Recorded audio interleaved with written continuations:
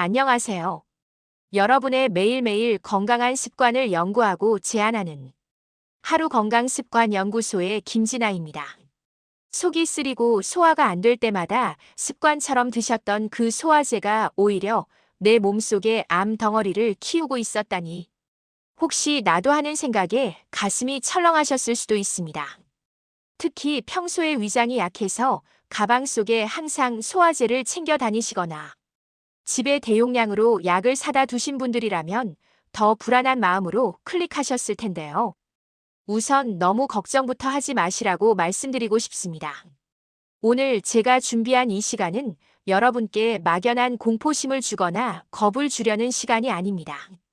오히려 우리가 너무 익숙해서 무심코 놓치기 쉬운 우리 몸의 구조 신호를 정확히 알고 스스로를 지킬 수 있는 확실한 눈을 드리기 위해 마련했습니다. 본론으로 들어가기 전에 얼마 전 저를 찾아오셨던 60대 여성 회원님의 안타까운 사연을 먼저 좀 자세히 들려드릴까 합니다. 이분은 정말 우리 주변에서 흔히 볼 수 있는 평범한 어머니셨습니다. 평소 식사만 하고 나면 속이 더부룩하고 명치 끝이 꽉 막힌 듯 답답함을 자주 느끼셨다고 해요. 아이고, 내가 나이가 드니까 소화 기능이 예전 같지 않네. 늙어서 그렇지 뭐. 이렇게 가볍게 생각하시고는 약국에서 소화제를 종류별로 사다 놓고 식사 때마다 습관처럼 드셨습니다. 매운 걸 먹고 속이 쓰리면 겔 타입의 짜먹는 위장약을 드시고 밥 먹고 체한 것 같으면 알약 소화제를 드시면서 그렇게 1년을 보내셨어요. 약을 먹으면 정말 거짓말처럼 속이 좀 편해지고 가라앉으니까 별일 아니라고 철석같이 믿으셨던 거죠. 약이 너무 잘 듣는 게 오히려 독이 될 줄은 꿈에도 모르셨던 겁니다.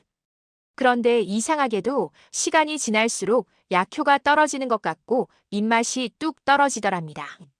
좋아하는 김치찌개를 끓여놔도 숟가락이 안 가고 나중에는 물만 마셔도 구역질이 나서 뒤늦게 내과를 찾으셨는데요.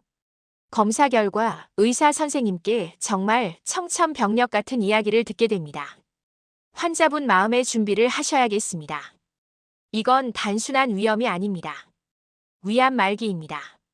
위벽이 암덩어리로 인해 다 헐어있는 상태고 이미 치료 시기를 많이 놓치셨습니다. 환자분은 그 자리에서 주저앉으셨습니다. 아니, 선생님, 제가 꼬박꼬박 약 챙겨 먹고 관리했는데 어떻게 말기가 될 때까지 모를 수가 있습니까? 정말 너무나 안타까운 일이지만 이런 경우가 의료 현장에서는 생각보다 자주 아주 빈번하게 일어납니다. 도대체 왜 이런 비극이 벌어지는 걸까요? 그 이유는 바로 위암의 초기 증상이 우리가 살면서 수십 번도 더 겪는 위염이나 소화불량과 너무나도 똑같기 때문입니다.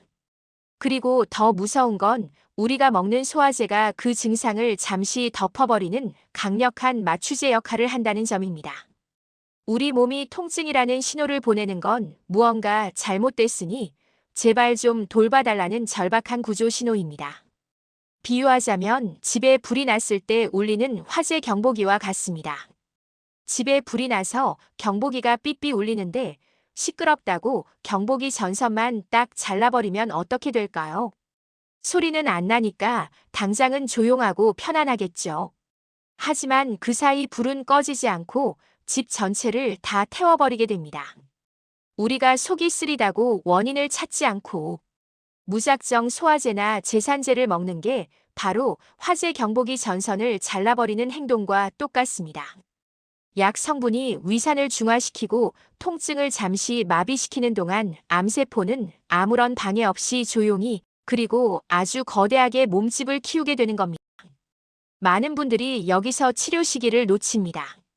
내가 어제 떡을 급하게 먹어서 체했나 보다 하고 약만 드시거든요. 하지만 암은 소화제로 낫지 않습니다. 그렇다면 단순한 소화불량과 위암이 보내는 위험 신호집에서 어떻게 구별할 수 있을까요? 병원 가기 전에 내가 먼저 알아챌 수 있는 방법은 없을까요? 지금부터 아주 중요한 핵심 기준 3가지를 말씀드리겠습니다. 이 3가지 중 하나라도 해당된다면 그건 단순한 체증이 아닙니다. 메모 준비해 주세요. 첫 번째 체크 포인트는 바로 약을 먹어도 증상이 반복되는가입니다.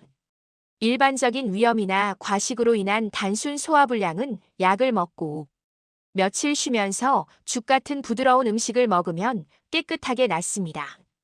우리 위 점막은 회복력이 아주 빨라서 3일에서 길어야 일주일이면 재생이 되거든요.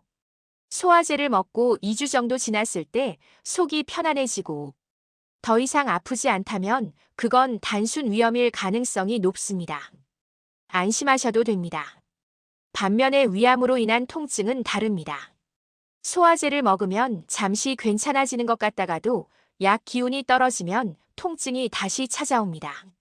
마치 진통제를 먹은 것처럼 잠시 숨어 있다가 다시 나타나는 거죠.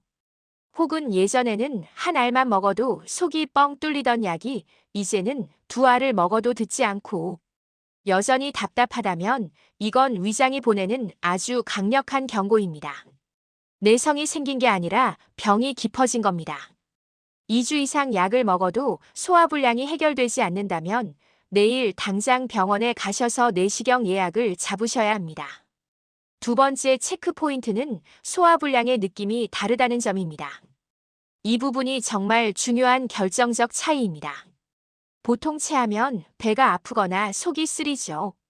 하지만 위암이 시작되면 아픈 것을 넘어서 기분 나쁜 패만감과 이물감이 느껴집니다. 밥을 평소에 절반밖에 안 먹었는데도 아니, 밥 두세 숟가락만 먹었는데도 배가 꽉 찬 것처럼 더부룩해서 숟가락을 놓게 됩니다. 그리고 음식을 삼켰는데 식도에서 위장으로 시원하게 내려가지 않고 가슴 중간 어디쯤에 턱 걸려있는 느낌이 듭니다. 왜 그럴까요? 암 덩어리가 커지면서 위장 내부 공간을 차지하거나 위장이 움직이지 못하게 딱딱하게 굳어버렸기 때문입니다. 특히 위암이 식도와 연결된 입구 쪽에 생기면 음식이 내려가는 길 자체가 좁아져서 삼킴 곤란이 오기도 합니다. 만약 여러분이 밥 한 숟가락만 먹어도 배가 부르고 명치 쪽에 딱딱한 돌멩이 같은 게 만겨진다면 이건 단순 소화불량이 아닙니다. 위장이 굳어가고 있다는 신호일 수 있습니다. 세 번째는 변의 색깔입니다. 여러분이 화장실에서 매일 확인하셔야 하는 가장 중요한 건강 지표입니다. 위장 안에서 암 조직이 자라다 보면 그 표면이 헐어서 피가 나게 됩니다.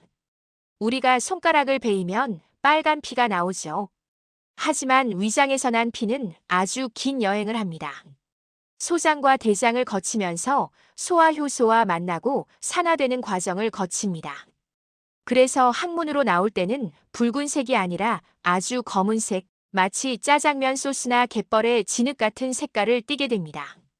이걸 전문 용어로 흑색변이라고 합니다. 어제 선지 해장국을 드셨거나 순대 혹은 철분제를 드신 게 아닌데도 며칠째 계속해서 시커먼 흑색변을 보신다면 위장 어딘가에서 출혈이 계속되고 있다는 뜻입니다. 속이 쓰리면서 변 색깔까지 검게 변했다면 지체할 시간이 없습니다. 이건 응급 상황에 가깝습니다. 자, 여기까지 들으시고 나는 속은 좀 쓰린데 아직 참을 만해요. 그럼 괜찮은 건가요? 라고 물으시는 분들도 계실 겁니다. 하지만 위암이 정말 무서운 건 상당히 진행될 때까지 아무런 증상이 없는 경우도 많다는 점입니다. 그래서 통증 외에 우리 몸이 보내는 작은 신호들을 추가로 놓치면 안 됩니다.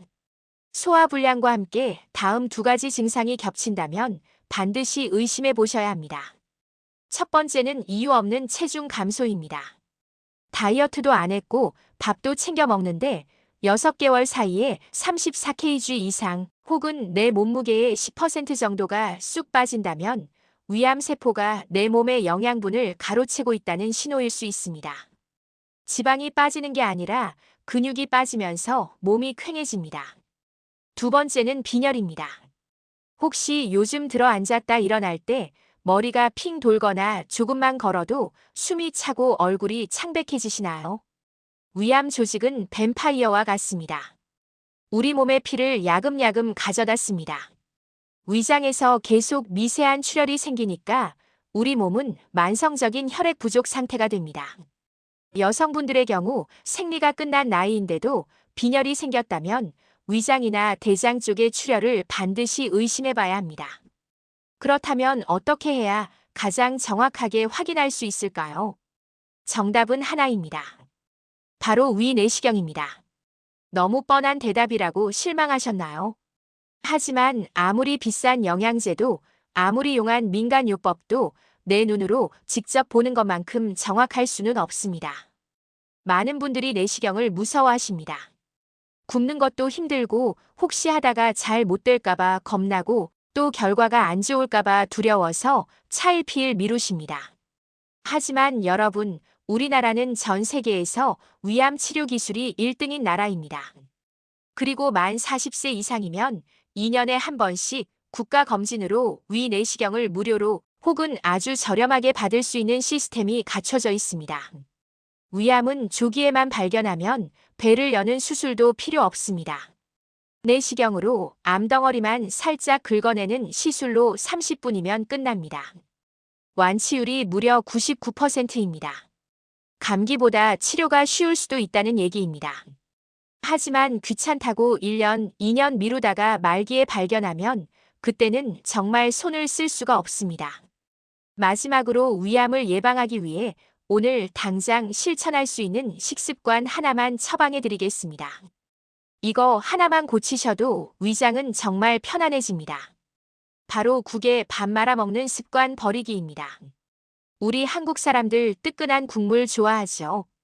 입맛 없다고 혹은 속 풀린다고 짭짤한 된장국이나 김치찌개, 국물에 밥을 푹 말아서 후루룩 드시는 분들 많으시죠. 이게 위장을 망가뜨리는 최악의 습관 1위입니다. 왜 그럴까요? 밥을 국에 말면 씹지를 않게 됩니다. 침 속에는 소화효소가 들어있어서 입에서 충분히 씹어서 넘겨야 위장이 편한데 국물과 함께 후루룩 넘겨버리면 위장은 씹지 않은 쌀알을 소화시키느라 과로를 하게 됩니다. 게다가 국물 속의 나트륨은 위 점막을 소금에 절이듯 손상시킵니다. 상처난 위 점막에 뜨거운 국물이 들어가면 위축성 위염이나 장상피화생 같은 위암의 씨앗이 자라기 딱 좋은 환경이 됩니다. 오늘부터는 국물은 젓가락으로 건더기 위주로만 드시고 밥과 국을 따로 드시는 습관을 가져보세요. 밥 한 숟가락 먹고 국물 한 모금 떠먹는 건 괜찮습니다. 말지만 않으시면 됩니다. 그것만으로도 위암 발병률을 크게 낮출 수 있습니다. 오늘은 속쓰림과 소화제라는 가면 뒤에 숨어있는 위암의 신호를 아주 자세하게 살펴봤습니다. 이야기를 하다 보니 내용이 좀 무거워졌나요? 하지만 여러분 아는 것이 힘이라는 말은 건강에서만큼은 절대적인 진리입니다. 오늘 제가 말씀드린 내용을 알고 계신다면 혹시 모를 위험이 닥쳐도 가장 빠르게 알아채고 대처하실 수 있습니다. 그게 바로 여러분과 사랑하는 가족의 생명을 지키는 가장 큰 힘이 됩니다. 오늘 밤 주무시기 전에 내 속은 편안한지 습관처럼 약을 찾고 있지는 않은지 한번 내 몸을 찬찬히 체크해 보세요. 그리고 조금이라도 의심되면 주저 말고 병원 문을 두드리시길 바랍니다. 의사 선생님은 여러분의 예민함을 탓하지 않습니다. 오히려 칭찬해 주실 겁니다.